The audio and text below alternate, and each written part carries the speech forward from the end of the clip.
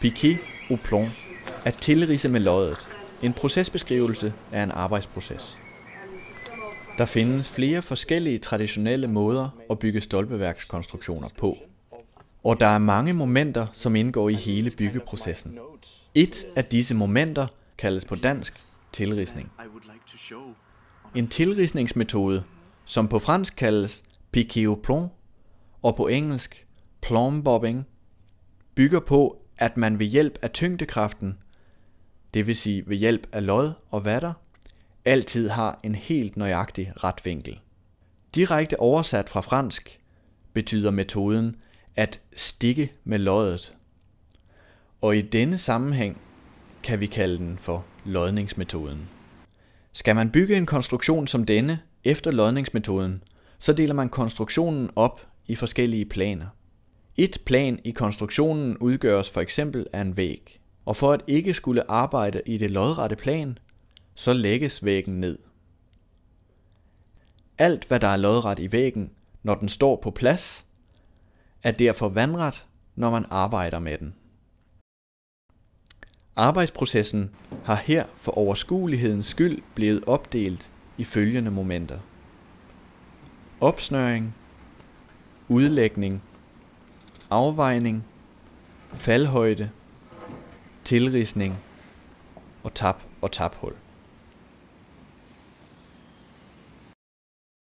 Ud fra konstruktionstegningen finder man frem til de vigtige mål, som i dette tilfælde er underkant på syl, overkant på remstykket, yderkant på hjørnestolper og center på midtstolpen. Disse kanter udgør væggens referencelinjer, og det er de linjer, som slås ud på gulvet, og dermed udgør opsnøringsprofilen. Dette gøres enten med et snorslag, eller som i dette tilfælde en retskinne. Vi starter her med at tegne en linje for remstykket, den øverste bjælke i væggen. Derefter tegner vi en parallel linje for sylden,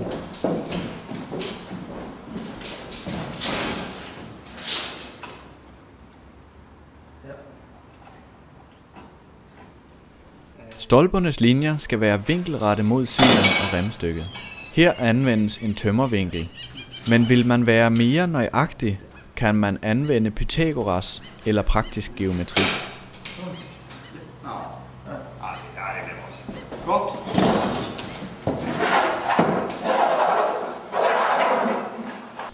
Eftersom vi kun tegner én linje for hvert stykke tømmer, så er det vigtigt at markere på hvilken side af linjen, som tømmeret skal ligge.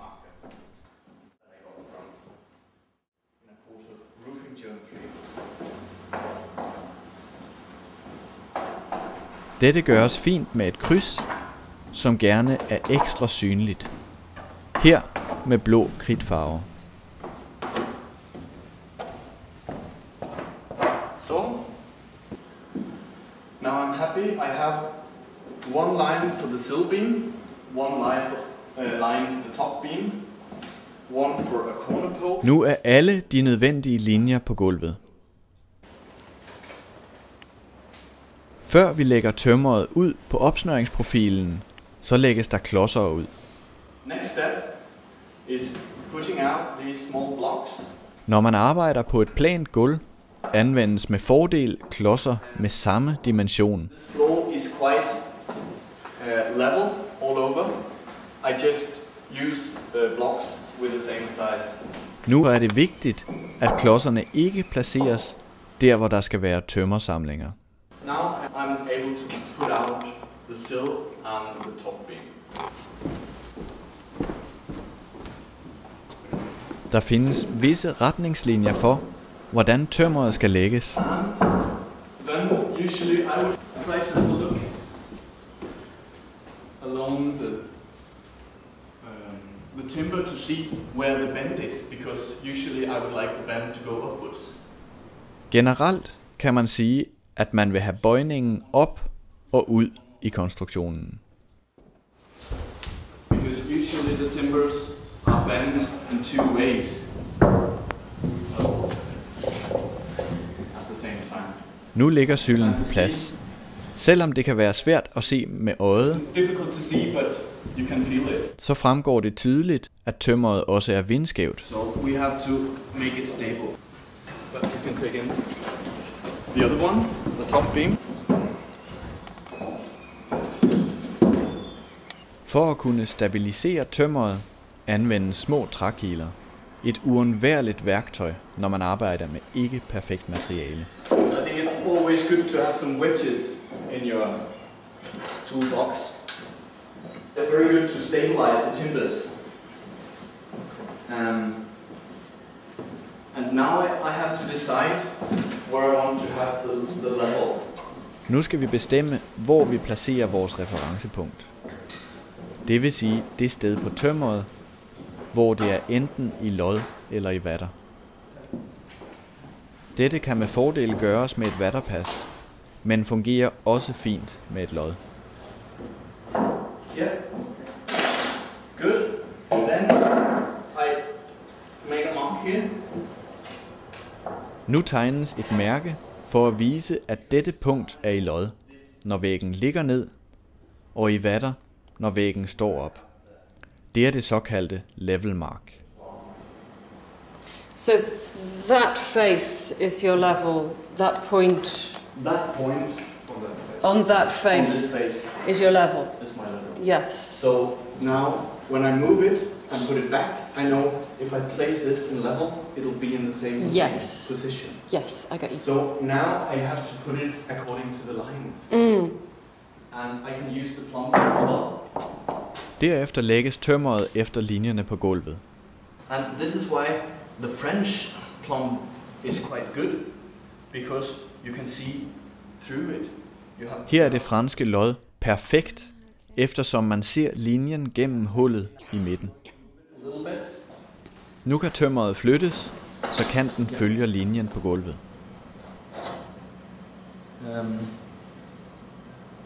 Maybe 1 more centimeter. Now I'm quite happy with the line.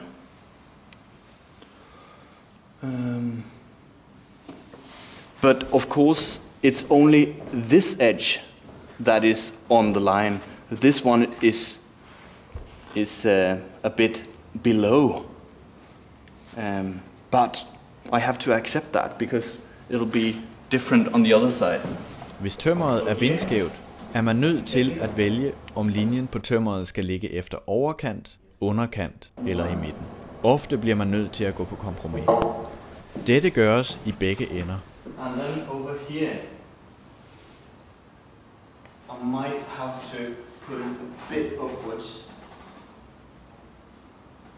1 centimeter from this edge is above, and here I have 2 centimeters below. And I think I would like to put this point on the line. Actually it is. It's not too bad. So, we'll leave it here. Okay. Usually it's quite good to put it quite much according to the lines just by eye. Det betaler sig at placere tømmeret efter øjemål, før man begynder at anvende loddet. Generelt betaler det sig at placere referencepunktet midt på tømmeret, for at få cirka lige meget skævhed i begge ender.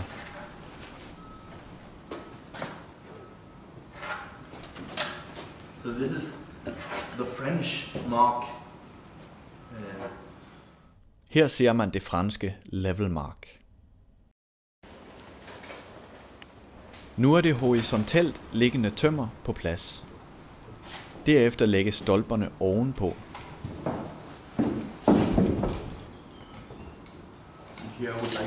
Vi starter med midterstolpen. Midterstolpen lægges efter en centerlinje, og derfor er det godt at have en centerlinje på tømmeret.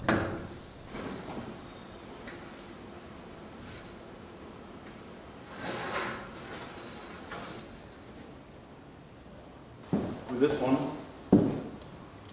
we can put it according to the line. Eftersom man ikke ser linjen gennem tømmeret, så kan man forlænge linjen ved hjælp af en retskinne eller tømmervinkel, og lodde fra kanten af denne for at placere tømmeret korrekt. Dette gøres i begge ender.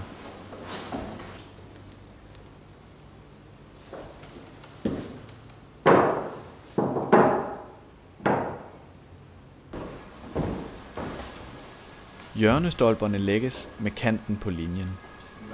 For at se, om lodsnoren er parallel med siden på tømmeret, kan det betale sig at holde lidt afstand, hvilket gøres ved at lade lodsnoren løbe ud over en lineal.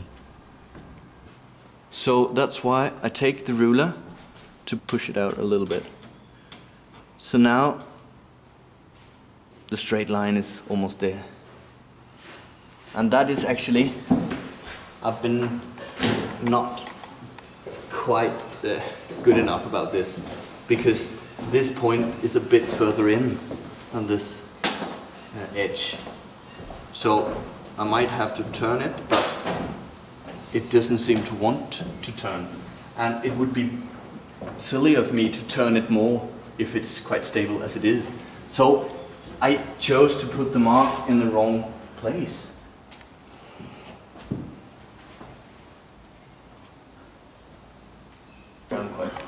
I'm happy yet.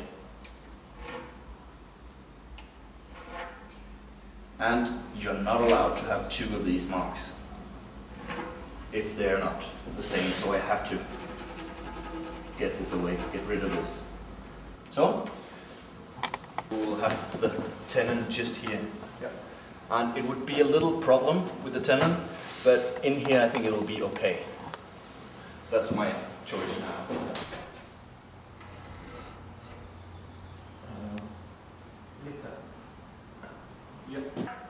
As you see, this one is a bit round, so it's stupid of me to choose a place where it's not straight. And here it's straight because it touches each edge. Det er vigtigt at finde et sted på tømmeret, hvor der er en plan overflade, gerne så tæt på midten som muligt. Når man arbejder med lod, er det en fordel at være to, hvor den ene holder lodsnoren parallel med siden på tømmeret, mens den anden placerer kilerne, så tømmeret ligger stabilt.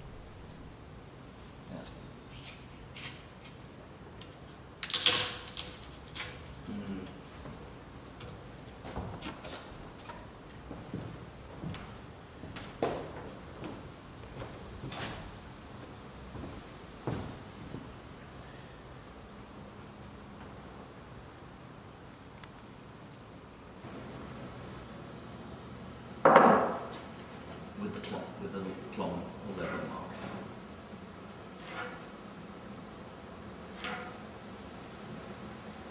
So. Når alt tømmer ligger som det skal, så kan vi gå videre til selve tilridsningen. Det første trin her er at finde ud af, hvor langt stolpen skal flyttes ned, for at havne i plan med sylden og remstykket. Den afstand kaldes faldhøjden. How much is it going to drop? Her vil vi få oversiden af stolpen til at havne i samme niveau som oversiden på sylden, eftersom det er konstruktionens yderside. So here is this height, and here is this. Oh, that's not so good. So I make it in the middle between these two.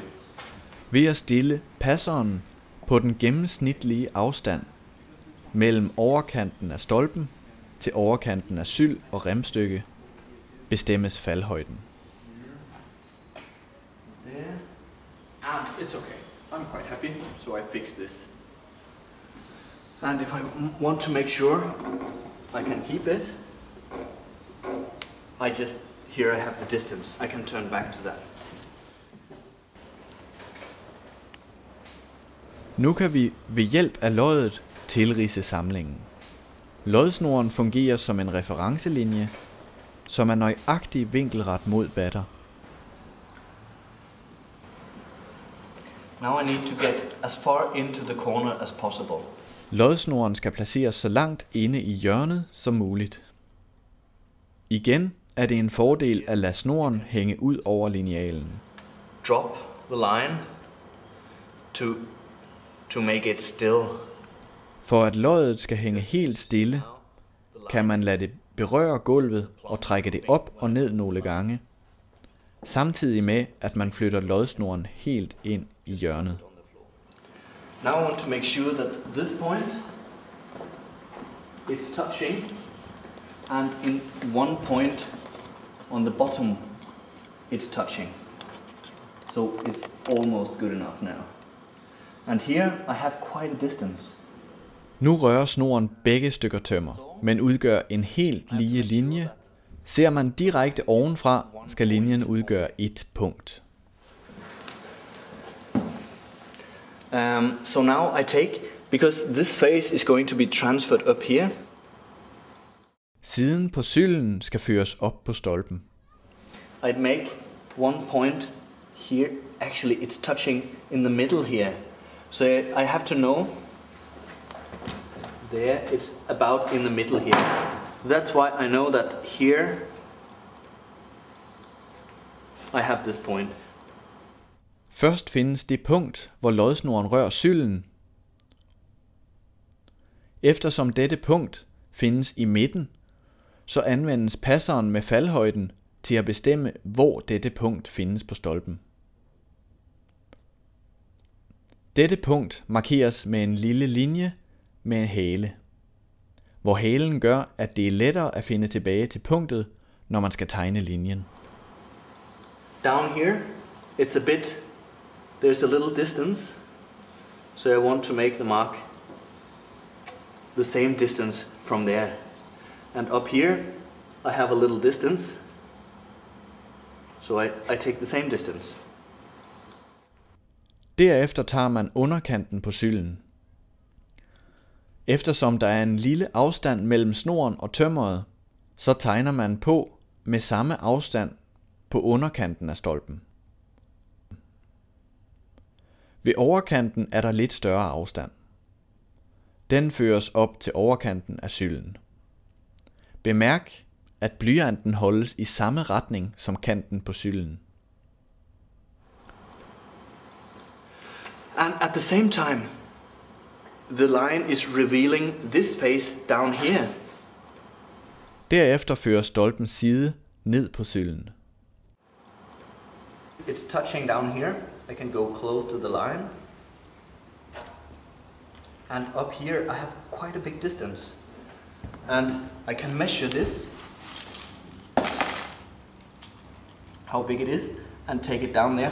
Or I can just do it using the eye. And it's a bit tricky to see down under. But I'm quite confident this will do.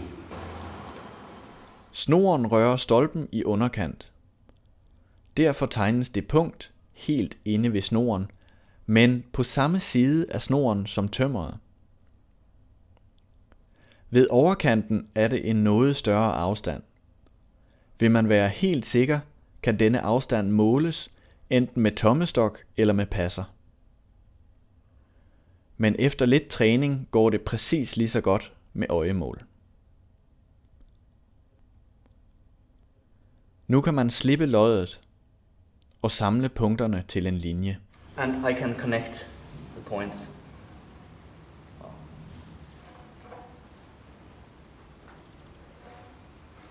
So here I have the face from there. På stolpen har man nu tegnet formen fra syldens overflade. Eftersom punkterne på sylden havnede lidt inde under stolpen, kan det være svært at komme til. So I would need something shorter. It could be good to have it higher, so I could get this one down under, or bigger timbers. And this one is a bit too small. Men det løses her med en kort lineal. I dette tilfælde er det bare taphullets placering, som tegnes. Og derfor behøver man ikke at være så nøjagtig her. Up here it's the whole face that has to be cut. So that's one side. And I do exactly the same on the other side. Det var den første side. Derefter gøres præcis det samme på den anden side. And this is the hard part, to get it in the right spot. So now you see it's touching up here and not down there. And it's touching here and not down there. So I will have to do the same as before. Here it's touching, so there I have to make the point up here. And down there I have, it's quite similar. And here it's quite similar to the other side, because this side is just going on. So it shouldn't be too big a difference. Formen på sylden er som oftest næsten den samme. And this point is a bigger distance, like that.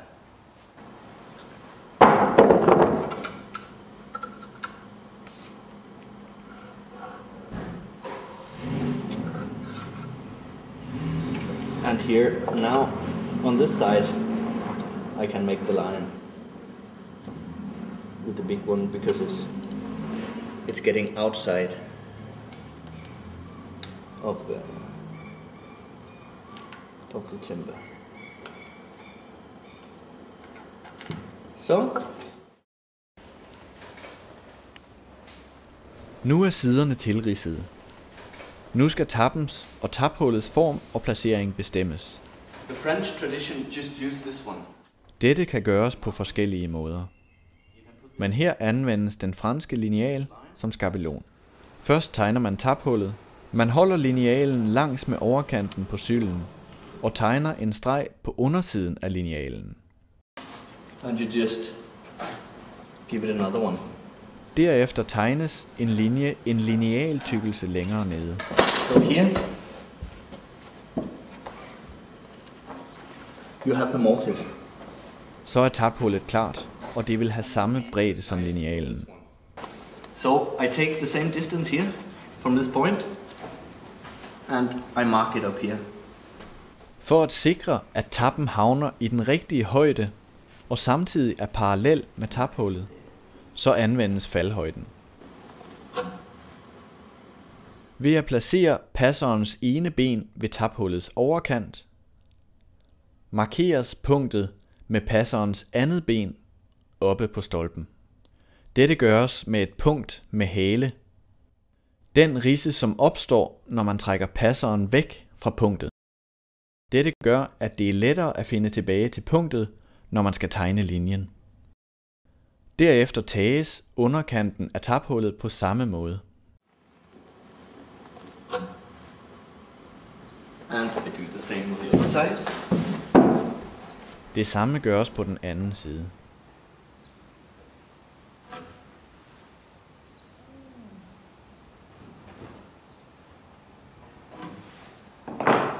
Now this one should be in level. And usually I would say that this line is also in level. So that's why I just make it parallel to like this.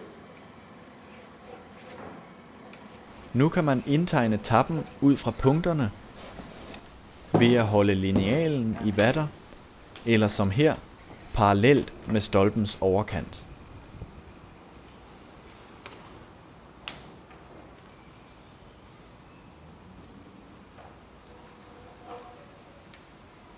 Det er en god vane at mærke, på hvilken side af linjerne man skal save og hugge, eftersom det ikke altid er den, som tilridser, som også hugger tap og taphul. So, and to make sure that the direction is correct here, I can connect these points. Til sidst kontrolleres retningen på tilridsningen ved at lægge en lineal eller vinkel mellem de to punkter på overkanten. Og ved hjælp af øjemål, så ser man, om den følger retningen på sylden. And afterwards, when I turn it, I can just connect these two lines down there and connect these points here.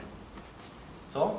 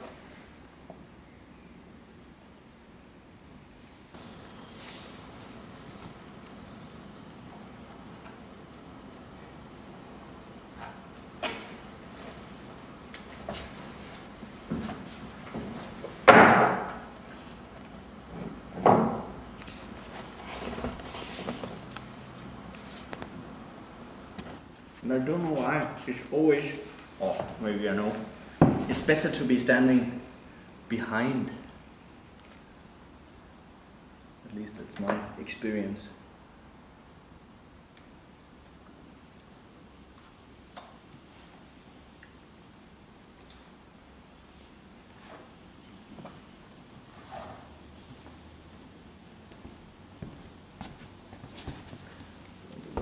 Here, and the marking there. And here you see this distance, I move up to here.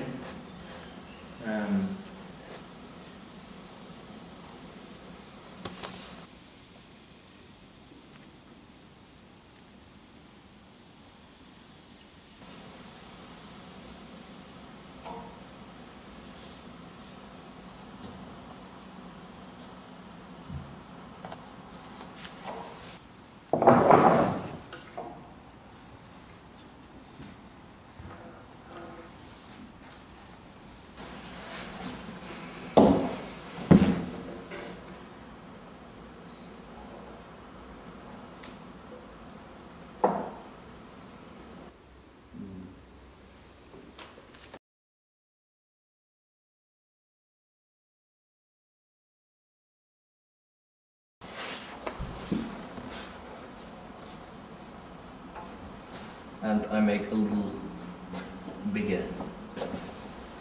And here it's important with a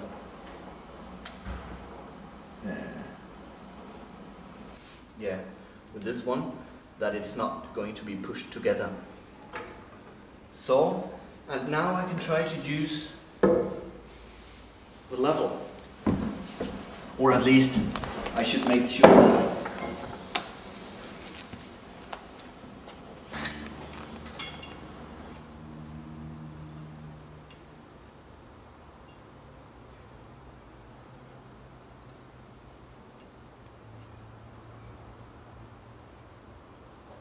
yeah. So now I can just measure from here. I can take this one from here, keep it parallel.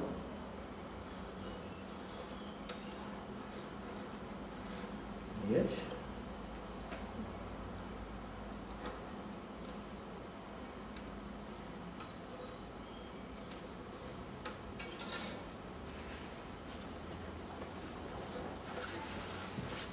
Here I have a problem with the crack again, but I think it'll be alright.